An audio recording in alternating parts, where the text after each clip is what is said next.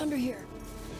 What the gameplay needs to do is immerse you in the world, give you as many interesting actions to survive in this world and overcome obstacles. And obstacles could be infected, it could be other people, it could just be the environment, it could be rushing water, anything that could happen in this post-apocalyptic world. Are you clean? Yeah. But more than anything, it needs to put you in Ellie's shoes, that you're experiencing what Ellie's experiencing, making you feel what she feels. Because the more we do that, the more the emotional beats of the story work for us, and the more they work for us in this very unique way that only works in video games.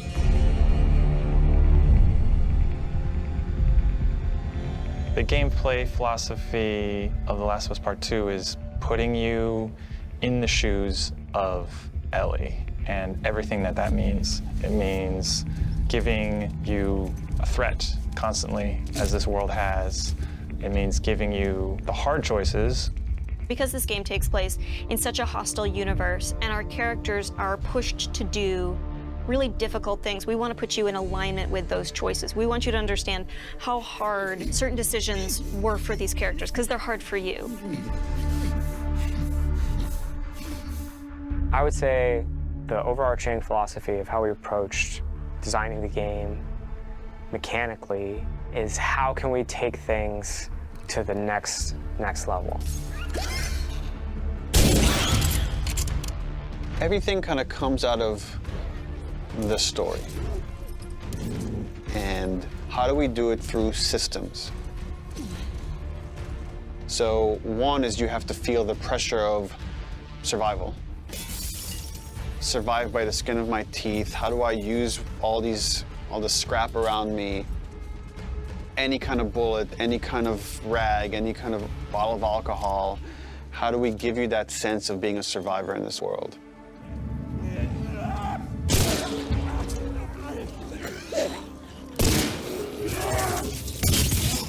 Ellie is very small compared to Joel and more nimble. How do we make you feel like you're not the strongest person in the room, but you still should be able to rise to the challenge and survive, you know, a fight with a bunch of people that are all bigger than you? So therefore it meant creating a character and systems and mechanics that allow you to be much more nimble. And that's where we added a jump button. Deal. In the first game we had a clamber button, but not really jumping. And here, Ellie can jump. The combat scenarios are much more vertical, where Ellie can use elevation to her advantage. Prone is a huge, huge one. Prone, obviously, it means to lay flat on the ground. Something so simple, again, something that in real life you'd be able to do. Letting the player have access to all their weapons, all the items, crafting, everything, while in that position. And it just creates so many more emergent things in gameplay. Now that we have this other state that the player could be in, which are very low to the ground, how else can we use this other than just hiding in vegetation? We're like, well, there's a lot of man-made things or different structures that have collapsed that allow just enough space for you to crawl under, and which means that now, as enemies are looking for you, you can crawl under things and hide, and it's just one more way to assess your environment and use it to Ellie's advantage. Now, because you can hide under things, we made them smarter and gave them the ability to look under things. So while you might hide somewhere and be safe for a while, eventually they're going to start looking under stuff, and if you're hiding under a truck and they spot you, they're going to yank you out and then try to kill you.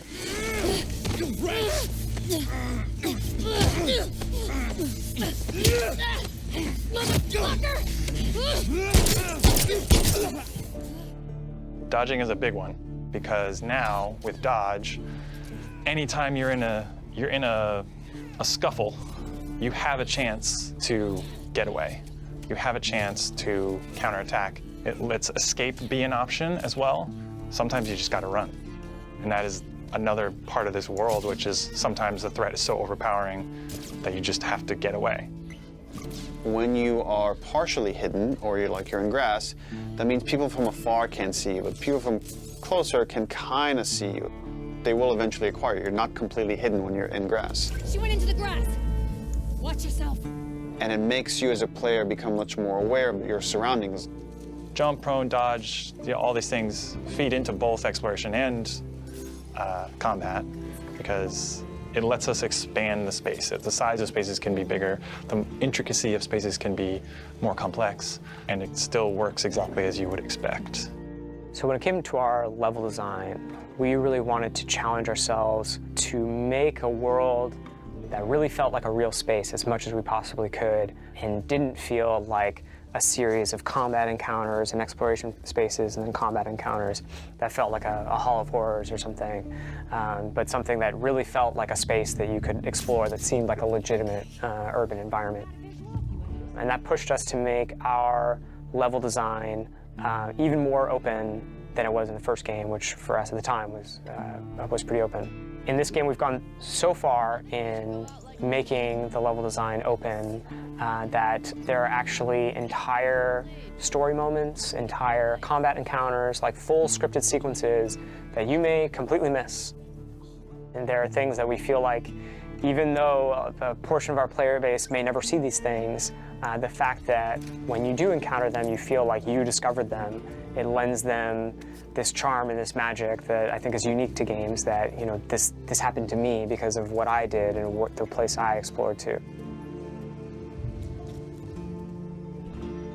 Crafting is very much about a payoff to exploration, meaning that when you enter new spaces, you want to look around for supplies. You want to open drawers and cabinets and look for different things that will allow you to craft either items that can help you heal, items that can help you attack multiple enemies at once, such as the Molotov or the landmine that Ellie can craft.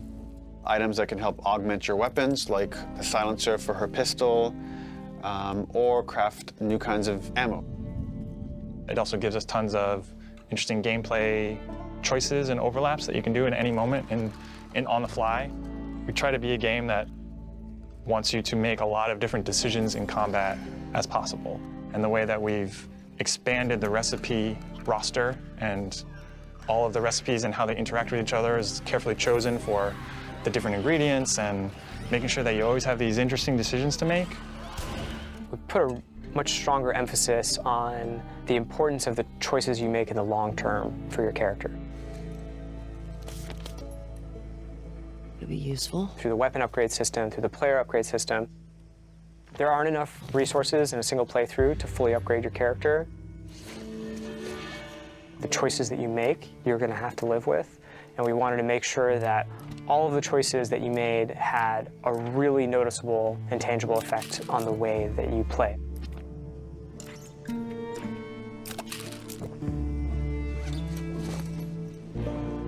You feel a greater kinship with Ellie because you are living with decisions that you've already made. Like you are continuing this through line of her journey through this world, and the moment-to-moment gameplay is influenced by that in a way that we haven't before. The realization that your choices have these long-term consequences is very much like the nature of the narrative of the game. And I'm happy that the mechanics are supporting that. PlayStation